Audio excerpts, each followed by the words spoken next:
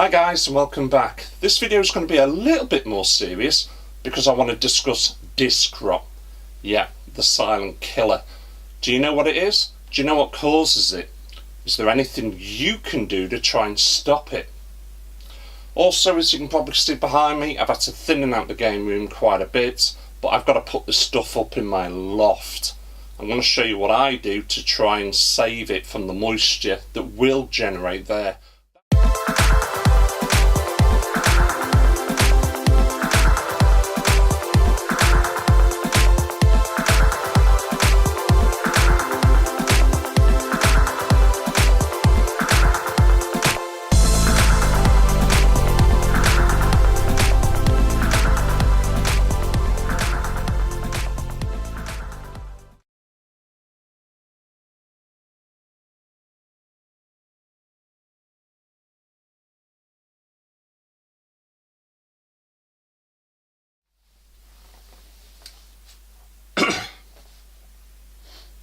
Disc rot. What is it? Is there such a thing? Yes, there is, unfortunately. Disc rot is very, very real, and it is a problem in the industry. That's not just the gaming industry. Any CD format or DVD format or Blu-ray, in fact anything that uses a disc, can potentially suffer from disc rot. So how does disc rot start? How does disc rot start? Well, it all starts at the manufacturing process, and it's a contamination. It's where the layers are not put together properly right at the very beginning, and unfortunately it's the oxidization between these layers. If you look at it as rust, given enough time, it'll just completely rust the disc. See that there? That's disc rot. I'm going to zoom in for you guys. See, it looks a bit like an oily patch.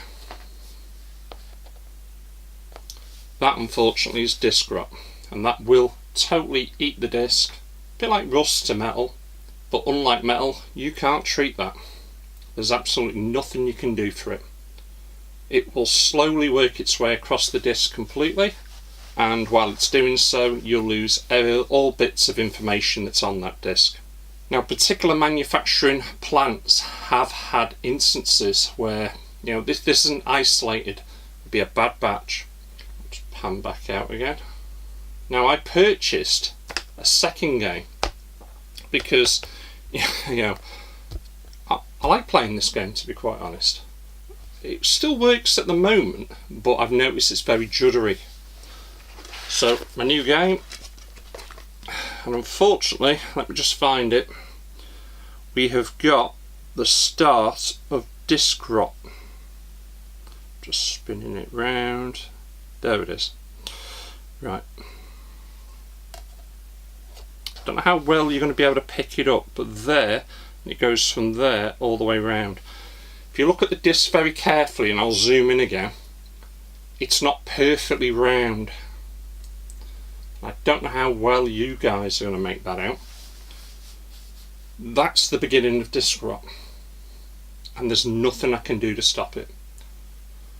I can try and slow it down by making sure the disc is kept in, you know, not too hot, not too cold, relatively dry, you know, I suppose climate control condition. But it's inevitable. That is going to destroy itself. And there's, like I said, there's nothing you can do to stop it. And it affects all CD format. So look after your games, look after your DVDs, look after your CDs as best you can.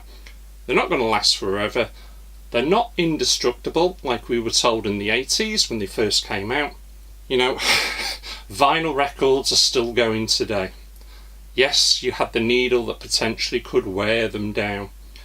But you know what, I think a lot of vinyl owners out there, if you look after it, it'll look after you.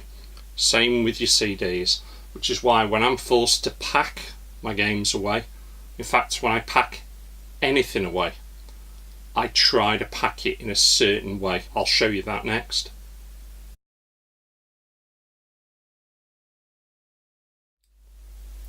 So when you're going to store anything away, doesn't matter if it's games, books, clothing, electronics, dependent on where you're putting them. If it's going in a loft or a basement, unless it's climate control, I don't care who you are, you're suffering with moisture, no matter what.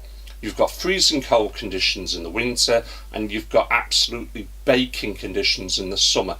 Doesn't matter how dry your loft is, you're gonna always have this. So you've got to protect whatever you put up there. What do I use? I actually use these. They're from the Really Useful Box Company.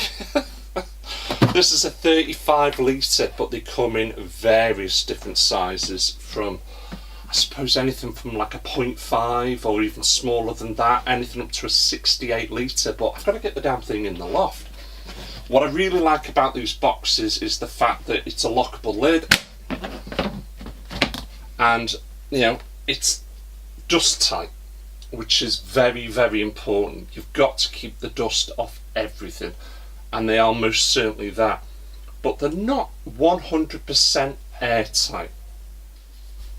Right, as you can see there, I've now got a 35 litre box full of PlayStation 2 games. These are majority of football games, sports games, or any game I just don't see myself playing in the near future. What I've done prior to actually putting them in, each game has been given a clean with a soft cloth. You know, anything you'd use to clean glasses, those are the sort of cloths I would use. And if need be, some form of spray. Now, the type I use generally is anti-static as well. The only last thing to go in there now is silicone gel. Now, the rule of thumb is for every litre you should use 1 gram. These are 10 gram bags. Now, we all remember water displacement at school. There's no way now you're going to get 35 litres of water in there because the games are taking up that much room. But just to be sure, I'm still going to put in 3 10 gram packets, so I know I'm more than covered. Lid on, fasten up. Each box is also numbered as well. This is number 1, and I've got a list so I know exactly what games are in here. So if I ever do need to come back to the box, I can do it any time. Dust tight, I've tried to make it obviously as moisture resistant as possible. That's probably the best I can do. Well, I hope you've enjoyed this. A little bit different, a little bit informative.